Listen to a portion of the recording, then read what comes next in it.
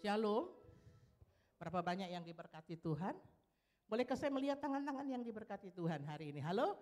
Shalom, puji Tuhan. Kita adalah orang-orang semua yang diberkati Tuhan. Nah, minggu yang lalu saya mendapatkan tema tentang pahlawan iman. Saudara ya, jadi dalam 1 bulan ini kita akan berbicara tentang iman ya.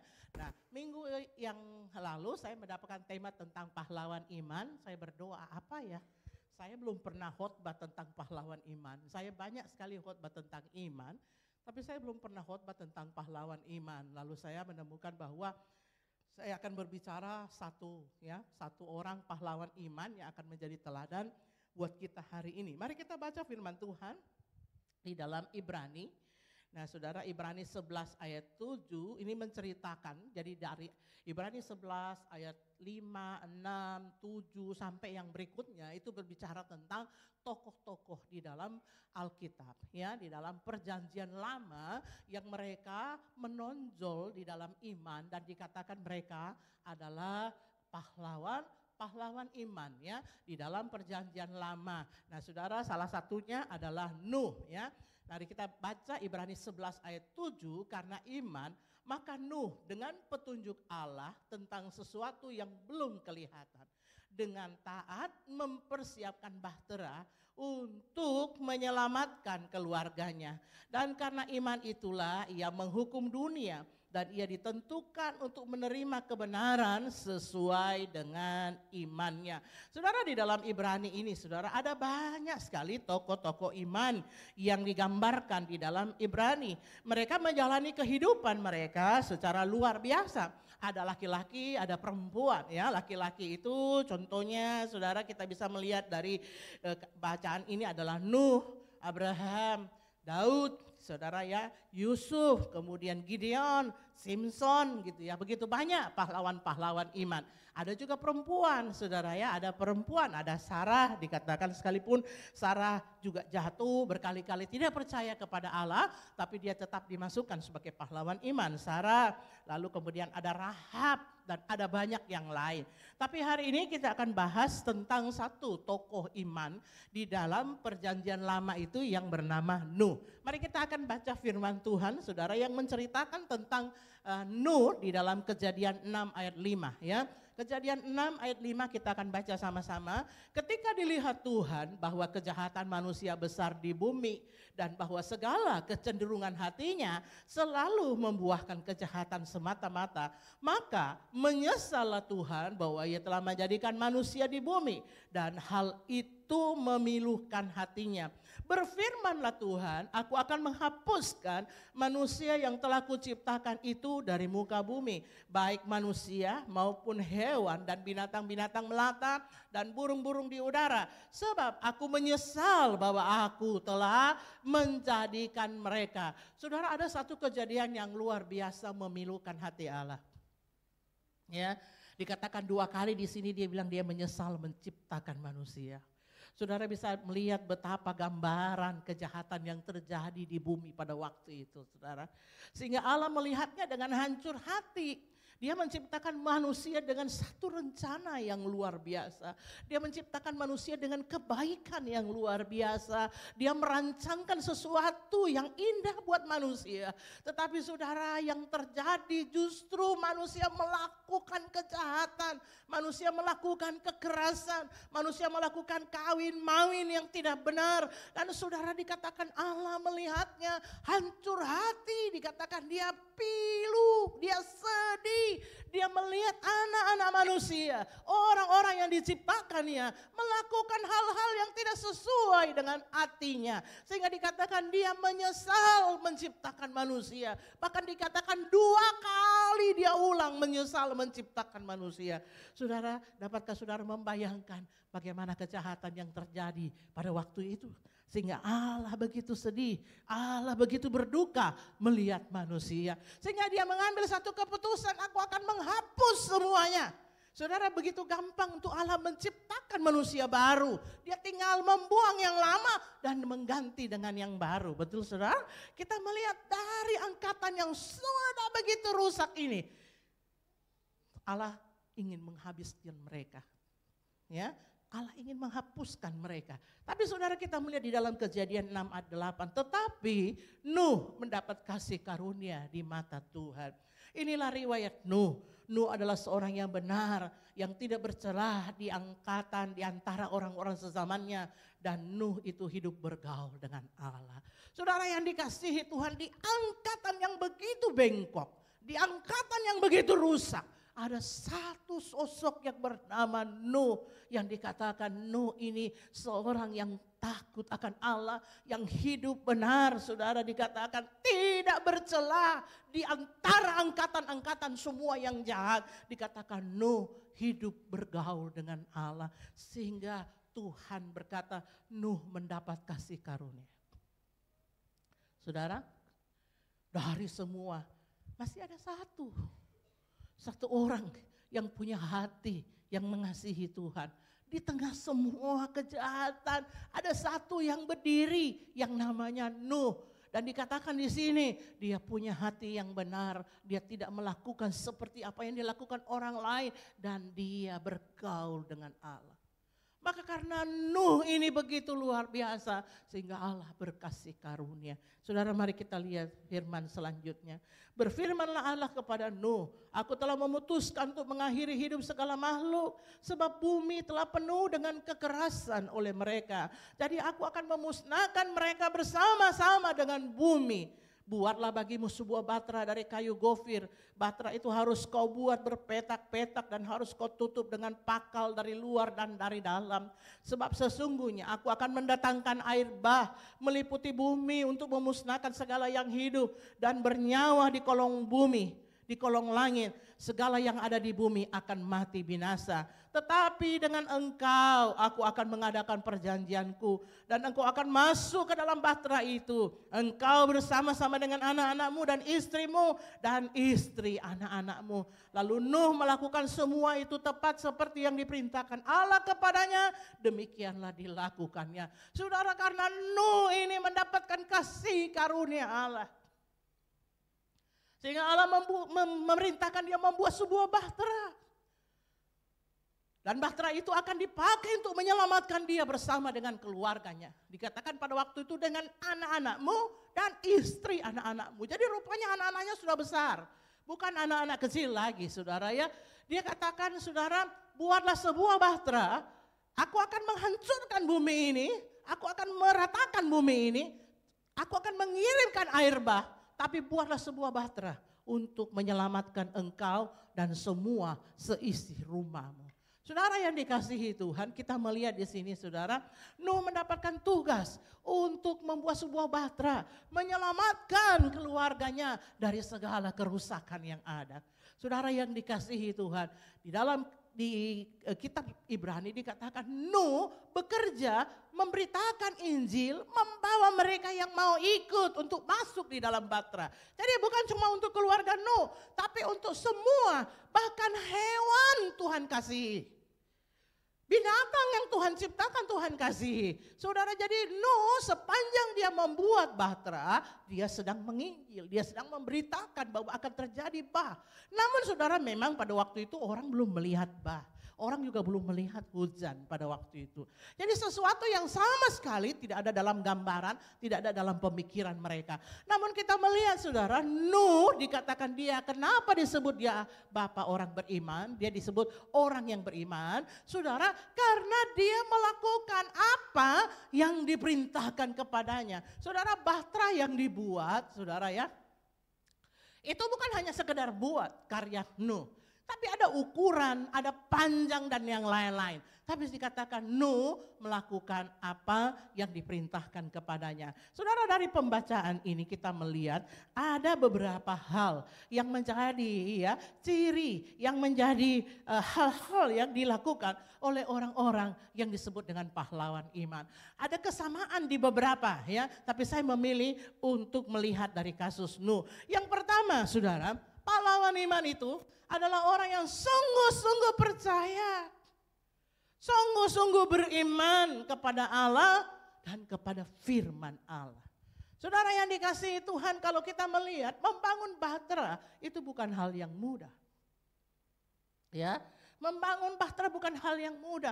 Bahtera itu sesuatu yang belum pernah dibangun. Nuh tidak pernah membangun bahtera, dan bahtera ini saya percaya bukan kayak perahu yang di Pantai Losari, bukan. Karena dia harus menampung gajah, harus menampung jerapah, harus menampung binatang-binatang di bumi ini. Maka bisa digambarkan betapa besarnya ukuran yang disuruh buat oleh Allah. Namun saudara yang dikasihi Tuhan, Nuh dikatakan melakukan seperti apa yang diperintahkan Allah. Nuh mengikuti apa yang diperintahkan Allah. Sekalipun Nuh belum pernah lihat nih yang namanya bahtera, yang namanya hujan, yang namanya air bah. Dia gak pernah lihat, tapi dia melakukannya.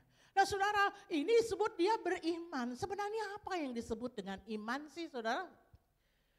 Ya banyak orang, saya beriman, lagunya beriman. Coba lihat Ibrani 11 ayat 1, ini pengajaran dasar kembali.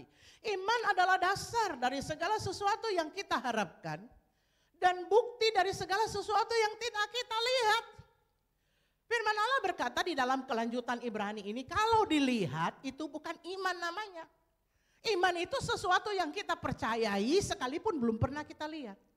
Sekalipun kita tidak pernah ada gambaran apa-apa, ya.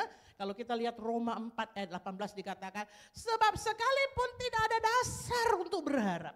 Namun Abraham berharap juga dan percaya bahwa ia akan menjadi bapa bagi banyak bangsa. Saudara yang dikasihi Tuhan, tidak ada dasar. Karena dikatakan Abraham udah tua, Sarah udah tua. Dikatakan mereka udah mati pucuk. Mereka sudah tidak produktif lagi untuk menghasilkan keturunan. Tetapi ketika Tuhan bilang kamu akan punya anak, ya, nah saudara, itu sebabnya Sarah ketawa. Karena bagi Sarah itu sesuatu yang mustahil. Karena mungkin suami istri ini juga sudah artinya sudah mati pucuk, sudah hanya menjadi teman saja. Tetapi bagaimana bisa menghasilkan seorang anak? Tidak ada dasar, tua. Tidak ada dasar untuk berharap. Tetapi saudara dikatakan Abraham tetap percaya. Sekalipun Sarah tidak percaya. Sarah ketawa, tapi Abraham tetap percaya. Dan karena itu disebut dia diperhitungkan imannya. Saudara yang dikasihi Tuhan, Ibrani 11 ayat 3. Karena iman kita mengerti bahwa alam semesta telah dijadikan oleh firman Allah. Sehingga apa yang kita lihat telah terjadi dari apa yang tidak dapat kita lihat. Dari mana saudara tahu tentang Tuhan? Saudara pernah ketemu Tuhan? Dari mana saudara tahu bahwa Tuhan yang menciptakan dunia ini? Ada pendapat-pendapat yang mengatakan bahwa dunia ini hasil evolusi dan terjadi dengan sendirinya. Bagaimana saudara ketahui bahwa saudara adalah manusia? Bukankah ada yang teori Darwin berkata saudara adalah keturunan dari ini dan dari monyet baru saudara jadi manusia? Betul saudara? Ada banyak. Tapi kenapa saudara bisa percaya kepada Allah? Kenapa saudara percaya kepada firman Allah? Bukankah saudara tidak melihatnya? Firman Tuhan berkata segala sesuatu yang saudara lihat terjadi dari apa yang saudara tidak lihat. Ini yang disebut dengan iman. Saudara, pahlawan iman adalah orang yang sungguh-sungguh percaya sekalipun dia tidak melihat. Sungguh-sungguh percaya sekalipun tidak ada dasar untuk dia percaya. Sungguh-sungguh percaya sekalipun saudara orang lain tidak percaya. Ini adalah orang yang beriman. Di tengah-tengah angkatan yang begitu banyak tidak percaya kepada Allah, Nuh tetap percaya kepada Allah. Inilah yang disebut dengan iman, saudara. Saudara, yang berikutnya kita akan lihat yang kedua. Iman yang sejati kepada Allah harus diimplementasikan dalam tindakan atau ketaatan. Pahlawan iman adalah orang yang punya iman lalu menyatakannya lewat perbuatannya, lewat ketaatannya. Saudara, banyak orang yang punya iman, ngomong tentang iman yang luar biasa. Tetapi saudara, ketika ada masalah datang, ketika ada badai datang, nomor satu dia lari. Saudara ingat tokoh di Alkitab yang dia bilang sama Yesus, Yesus kalau ini semua nanti menyangkal kok Yesus, saya tidak. Biar dia jual, kok Yesus, saya tidak. Percayalah kepadaku, saya tidak. Tapi begitu peristiwa ketika terjadi Yesus ditangkap betul-betul, maka orang inilah yang paling pertama ngibrit melarikan diri. Siapa dia? Banyak orang yang bilang percaya kepada Yesus. Tapi begitu masalah ada, dia nomor satu meninggalkan Yesus. Dia nomor satu yang menjual Yesus. Dia nomor satu yang kecewa sama Yesus. Saudara yang dikasihi Tuhan, dia nomor satu yang tidak taat kepada Yesus. Bagaimana kita mau taat? Ini lagi begini, harus dihadapi dengan realita dong. Masa kita hidup di surga, kita masih di dunia. Saudara ya, itu adalah beberapa perkataan-perkataan yang membenarkan apa yang kita buat. Padahal sekarang kita bilang kita beriman. Saudara, dikatakan Kejadian 6:22, lalu Nuh melakukan semua tepat seperti yang perintahkan Allah kepadanya. Demikian dilakukan. Tidak kurang, tidak lebih, tidak 1 inci. Saudara, dia melakukannya. Dia bilang begini, kenapa Tuhan harus pakai ini? Kenapa pakai baut? Kenapa ya capekku Tuhan, masa mau bikin kapal jauhnya pergi ambil kayu itu. Enggak bisa ke kayu yang ada di sini saja. Kenapa kayu yang jauh-jauh kita pergi ambil? Tuhan kau tahu tidak ada orang bantu saya. Saya sendiri nih Tuhan. Bagaimana caranya angkat itu kayu dan macam-macam. Saudara, dalih-dalih yang ada. Saudara Yakobus 2:14 berkata, apa gunanya saudara-saudara jika seorang mengatakan bahwa ia punya iman padahal ia tidak punya perbuatan. Ia tidak punya ketaatan. Dapatkah ketaatannya, dapatkah perbuatannya, dapatkah imannya menyelamatkan dia? Yakobus 2:27, dengan demikian juga halnya dengan iman. Jika iman tidak disertai dengan perbuatan, maka iman itu pada hakikatnya adalah mati, omong kosong. Iman tanpa perbuatan, omong kosong, mati. Yakobus 2:22, karena kamu lihat bahwa iman bekerja sama dengan perbuatan-perbuatan dan oleh perbuatan-perbuatan imanmu menjadi sempurna. Pada waktu acara pranikah kemarin, saudara Mike sama Sarah, saya ngomong tentang bagaimana Yesus mengadakan mujizat di Kana. Ibu Yesus datang bilang begini, weh, habis anggurnya. Yesus bilang, belum. Apa kau mau, Mak? Belum pi waktuku. Tapi Ibu Yesus langsung bilang sama pelayan-pelayan, sini kok. Apa yang dia suruh kok lakukan. Saudara, Ibu Yesus tidak datang dan bilang begini, Yesus, hormatilah mama, kasihani itu. Nah. Tapi dia bilang apa yang dia suruh kau buat. Dan saudara, ketika Yesus suruh mengisi, dia lakukan. Dan ketika dia lakukan, kita melihat ada mujizat. Saudara, kalau kita memang punya iman, kita harus menyatakan iman kita lewat perbuatan kita. Kalau kita ngomong aja soal iman, orang semua bisa ngomong soal iman. Firman Tuhan bilang, kalau kau percaya kau jangan bangga karena setan juga percaya sama Yesus. Masalahnya, setan tidak taat sama Yesus. Engkau harus taat, kalau enggak sama gitu saudara. Hanya percaya, tapi tidak pernah ada ketaatan, tidak pernah ada perbuatan. Laut Teberau itu terbelah waktu kapan? Waktu mereka duduk rapat dan bicara begini, harus begini strateginya, harus begini, strategi ini itu, begitu? Kapan terbelah? Waktu diinjak. Kalau lihat itu laut, siapa mau injak itu laut? Kayak kita di pantai Helosari situ, pantai Bosowa. Begitu besarnya laut, Tuhan bilang aku akan belah. Saudara pasti pikir, bagaimana caranya Tuhan belah ini kok dong? Pakai kampak apa Tuhan belah ini? Tapi waktu mereka melangkah injak, maka itu betul-betul terbelah dengan caranya Tuhan. Saudara yang dikasihi Tuhan, pemikiran saudara, ya apa yang saudara ini kan kadang-kadang menghambat saudara untuk percaya dan taat kepada Allah. Saudara yang dikasihi Tuhan, imanmu tidak cukup. Imanmu harus diimplementasikan dengan perbuatanmu. Omonganmu tidak cukup. Harus dilakukan dengan apa yang engkau perbuat. Kau bilang kau percaya kepada Allah. Tapi bagaimana dengan perbuatanmu? Kau bilang kau mengasihi Allah. Tapi ibadah saja kita berhitung sama Tuhan. Semuanya kita hitung dengan Tuhan. Bagaimana kita bilang kita percaya kepada Allah. Berikutnya, next. Ya. 3, iman yang sejati dibuktikan dengan kesiapan untuk membayar harga. Saudara yang dikasihi Tuhan, pembangunan Bahtera itu bukan pekerjaan mudah. Banyak dana, banyak tenaga, ya saudara, banyak pemikiran, yang lebih lagi banyak sakit hati. Kenapa saudara? Karena orang di sekitar yang tidak mendukung. Bukan hanya tidak mendukung, mengetawai. Belum lagi bahannya, belum lagi tenaganya. Saudara, itu bukan perkara mudah, bukan perkara sebentar, 2 bulan selesai. Dikatakan ada tafsiran bilang 50 tahun, kurang lebih saudara. 50 tahun. Orang bilang, kapan itu air bah datang? Kapan itu hujan? Mana itu hujanmu? Mana itu air bahmu? Kenapa kok begitu? Dia sudah dianggap gila oleh orang sezamannya. Dia sudah dianggap bodoh. Apa kau bikin itu tiap hari? Angkat kayu begitu berat. Apa kau sedang melakukan? Apa kau bikin? Apa kau buat? Tapi Nuh terus beritahu, air bah akan datang, hujan akan datang. Aku akan buat bahtera, ayo percaya, ayo kita masuk di dalam bahtera ini.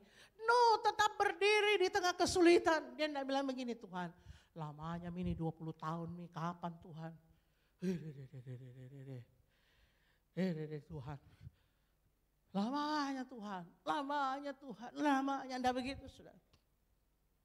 Sekalipun dia sendiri, dikatakan dia sendiri di tengah angkatan yang bengkok. Tidak ada satupun mungkin tetangganya yang datang membantu atau anggota komunitasnya, anggota gerejanya yang datang. Tidak ada, dia sendiri lakukan. Dia tetap berdiri, dia tetap melakukan firman Allah sekalipun dia sendiri. Nah inilah orang-orang yang disebut pahlawan iman. Dia tidak bilang begini, karena semua melakukannya maka ini menjadi halal.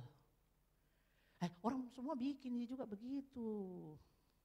Semua orang uji juga, sogo uji juga. Kita sogomi juga. Kadang-kadang kita punya negara begitu. Akhirnya kita tergoda untuk melakukan hal yang sama. Karena kita pikir, oh itu salah. 1 Petrus 3:20, yaitu kepada roh-roh mereka yang dahulu pada waktu Nuh tidak taat kepada Allah. Tetapi Allah tetap menanti dengan sabar waktu Nuh sedang mempersiapkan bahteranya, di mana hanya sedikit yang selamat, yaitu 8 orang yang diselamatkan oleh air bah. Bayangkan dalam waktu pembangunan betapa bekerjanya Nuh. Tidak ada, ya, tidak ada. Saudara, saya berapa hari ini lagi mempersiapkan karena hari Kamis sudah mulai camp wanita bijak. Sepanjang hari saya WA, pagi siang sampai saya kadang-kadang berpikir, wah saya kayak marketing ini, WA terus saudara ya. Bukan hanya semata-mata karena tugas, tapi karena kerinduan. Tapi saudara, mungkin tidak banyak ya, setiap kali tidak banyak yang bisa kita dapat. Saudara yang dikasih, tapi kita terus melakukannya. Nah saudara, Nuh ya, dia terus melakukannya sekalipun saudara banyak harga yang harus dia bayar. Banyak harga yang dia harus bayar. Saudara yang dikasihi Tuhan, untuk tetap percaya, setia kepada Tuhan, banyak harga yang saudara harus bayar. Ada seorang bapak, dia bilang begini, waduh, dia menghadapi masalah, tapi dia bilang, saya tetap ada hari ini berdiri, ya, melakukan firman Tuhan di tengah masalah. Saudara yang dikasihi Tuhan, iman yang sejati adalah iman yang dinyatakan dengan kesiapan untuk membayar harga. Saudara, di tengah-tengah keluarga kita, menyelamatkan keluarga kita, ada banyak harga yang harus dibayar, betul enggak saudara?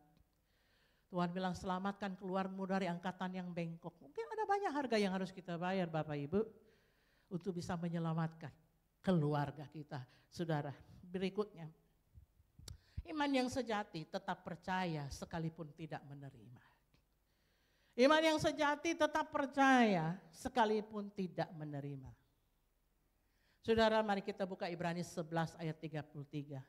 Yang karena iman telah menaklukkan kerajaan-kerajaan, mengamalkan kebenaran, memperoleh apa yang dijanjikan, menutup mulut singa-singa, memadamkan api yang dahsyat, Mereka telah luput dari mata pedang, telah beroleh kekuatan dalam kelemahan, telah menjadi kuat dalam peperangan, telah memukul mundur pasukan tentara asing, dan mereka semua tidak memperoleh apa yang dijanjikan itu, sekalipun iman mereka telah memberikan kepada mereka suatu kesaksian yang baik. Saudara, ada orang yang mendapatkan apa yang didoakannya, apa yang diimaninya. Mujizat, mujizat, mujizat, mujizat terjadi. Saudara yang dikasihi Tuhan, dikatakan mulut singa terbungkam pada waktu zaman Daniel. Padang dilalukan, dikatakan mereka memperoleh apa yang memadamkan api pada waktu Daniel. Luput dari mata pedang, memperoleh kekuatan dalam kelemahan mereka, menjadi kuat di dalam peperangan, memukul mundur pasukan-pasukan musuh. Ini adalah semua kemenangan-kemenangan yang mereka peroleh pada waktu mereka memiliki iman. Pada waktu mereka berdoa, kita melihat mujizat terjadi. Iman mereka terjadi, menjadi nyata.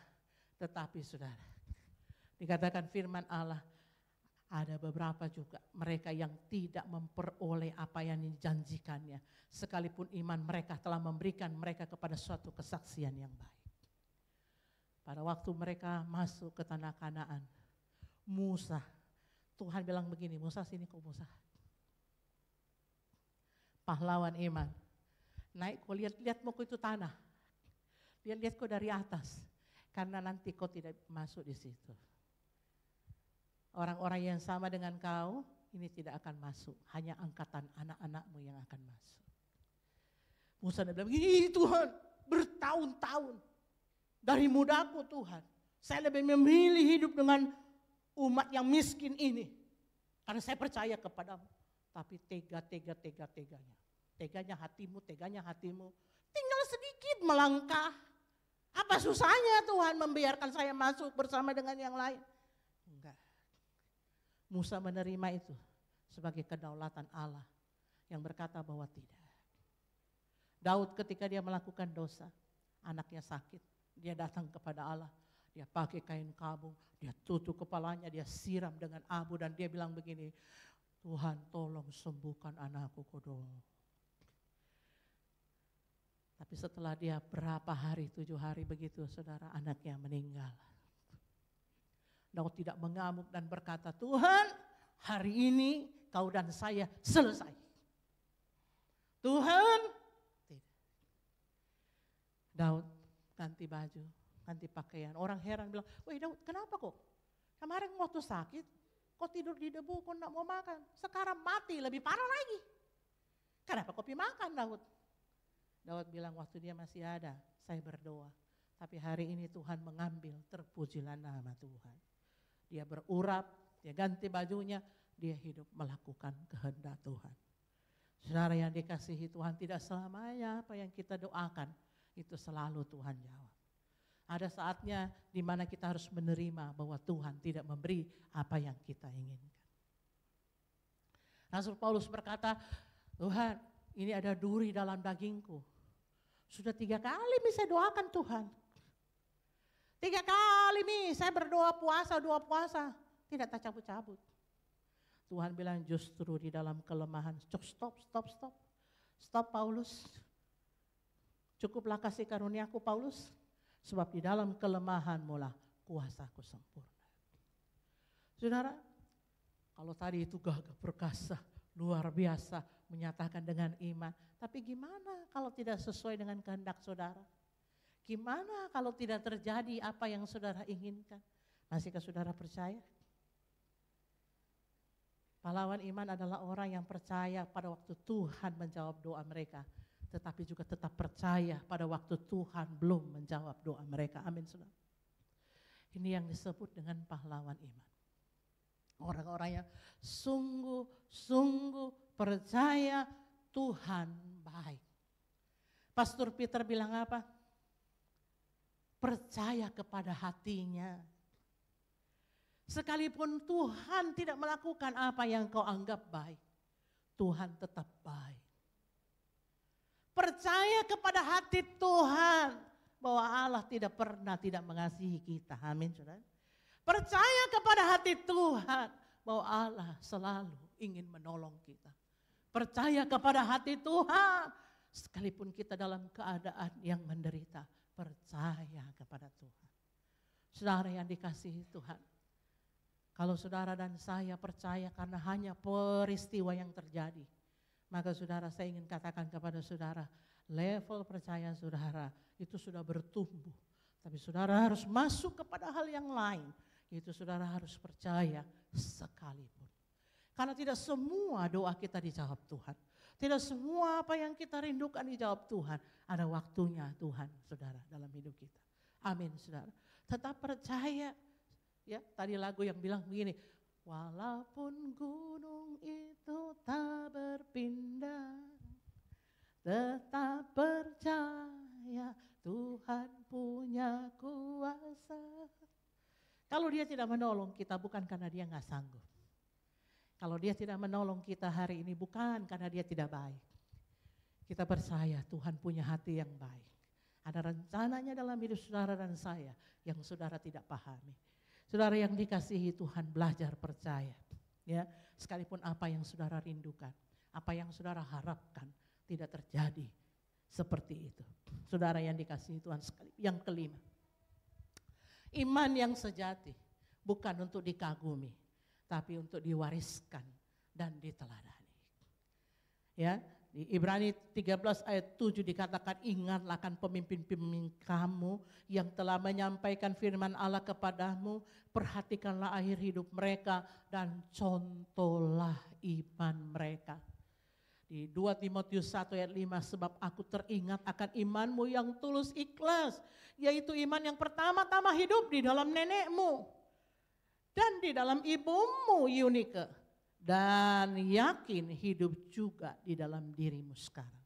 Ini dia bicara sama siapa? Timotius. Iman yang hidup pertama di nenekmu Timotius. Lalu turun kemana? Ke ibumu Yunike.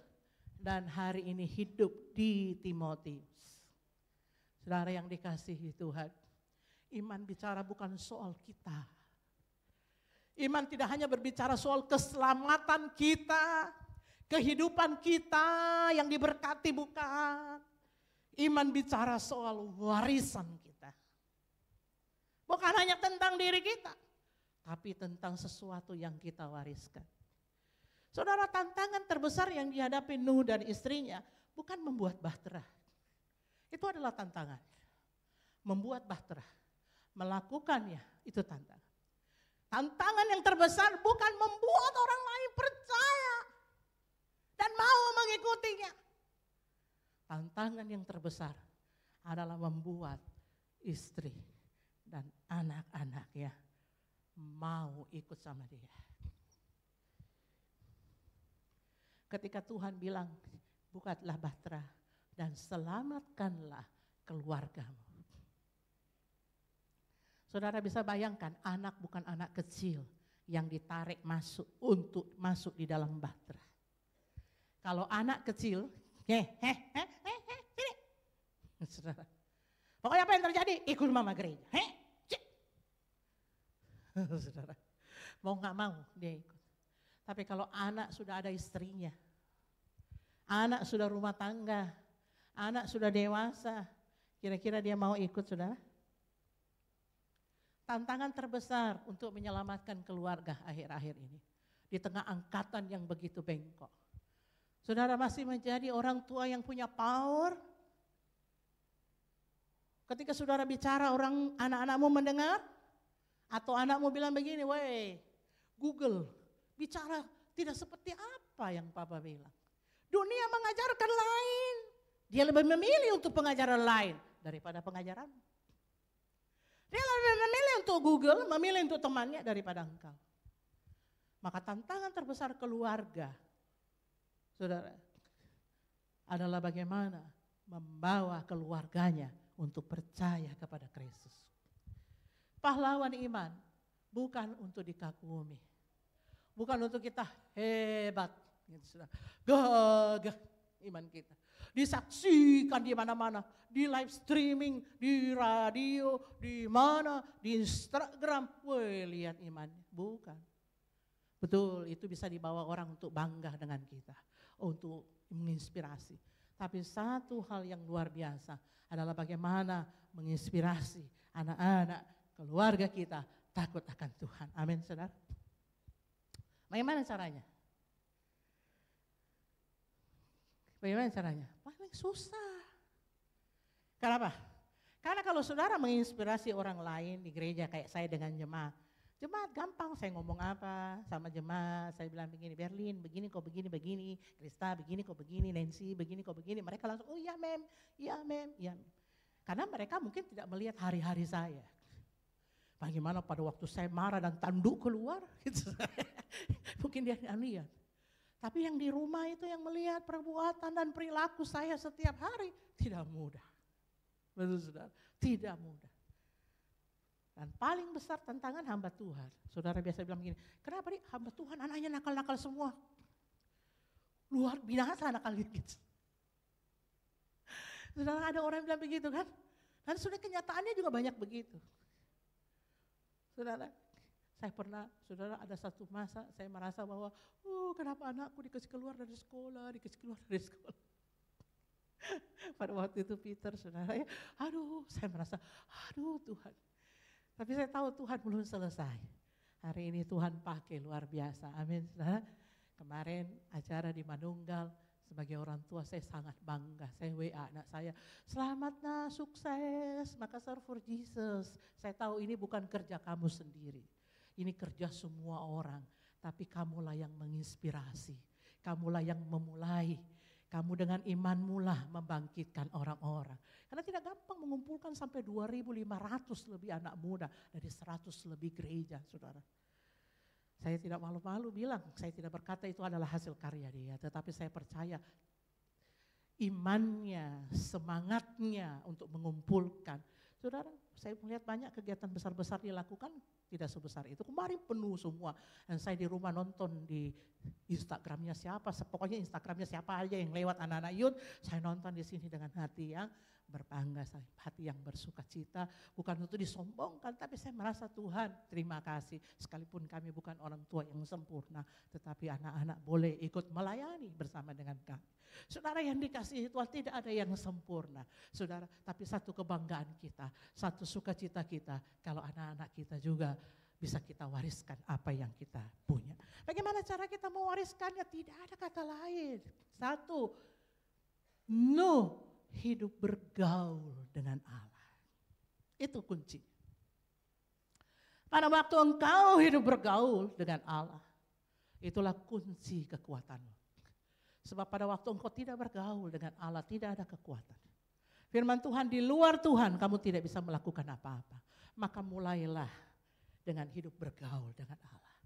Bapak Ibu mulai hidup bergaul dengan Allah. Mulailah hidup bergaul bergantung kepada Allah. Mulailah hidup taat melakukan firman Allah. Mulailah hidup membayar harganya. Membayar harganya. Mulailah hidup percaya sekalipun belum melihat. Dan mulailah hidup menjadi teladan Bapak Ibu. Maka warisan terbesarmu bukan harta milikmu. Bukan mobilmu, bukan pendidikan, tapi iman dan percaya kepada anak-anakmu. Amin firman Tuhan. Saya berdoa biarlah Bapak Ibu semua terberkati dengan firman Tuhan. Next, saya lihat yang terakhir masih ada satu lagi. Maukah kita menjadi pahlawan iman buat keluarga kita? Mungkin kita tidak harus menjadi pahlawan iman di mana-mana dikenal, disanjung orang, tidak. Tidak harus. Untuk kita menjadi pahlawan iman dan ini, tapi di tengah-tengah keluarga, minimal di tengah keluarga kecil. Tidak harus bapak, bisa ibu, bisa tante, bisa anak muda yang menjadi teladan bukan ukuran usia. Anak-anak muda kamu juga bisa jadi teladan. Bukan berarti harus jadi tua. Timotius jadi teladan di usianya muda. Mari kita menjadi inspirasi, membawa kebaikan, membawa berita kebaikan Tuhan, rahmat dan belas kasihan Tuhan di dalam keluarga kita.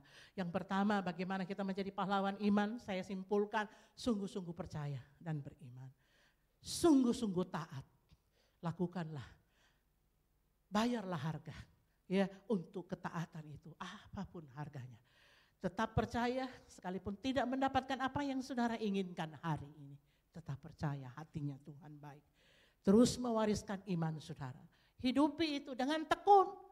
Firman Tuhan bilang tekun, bertekun di dalam iman. Tekun di dalam iman, bertekun di dalam iman. Suatu hari, kalau enggak di bumi ini, di surga saudara akan dapatkan. Amin saudara. Tidak selalu di bumi, tapi saudara pasti akan dapatkan itu di surga. Kalau di bumi saudara dapat, saudara pasti dapatkan itu di surga. Jauh lebih mulia apa yang saudara dapatkan di surga. Amin saudara. Mari tundukkan kepala saudara. Kita nyanyi lagu yang tadi ya. Lagu itu sangat indah, sangat memberkati kita. Mari kita belajar punya iman yang sungguh-sungguh. Sehingga kita menjadi pahlawan iman. Di tengah-tengah keluarga kita. Anak-anak kita melihat iman kita. Ya, saudara kita melihat iman kita. Ya, mertua melihat iman kita. Saudara yang dikasihi Tuhan, angkat pujian ini. Mari kita menyembah Tuhan sungguh-sungguh di hadapan Allah. Haleluya.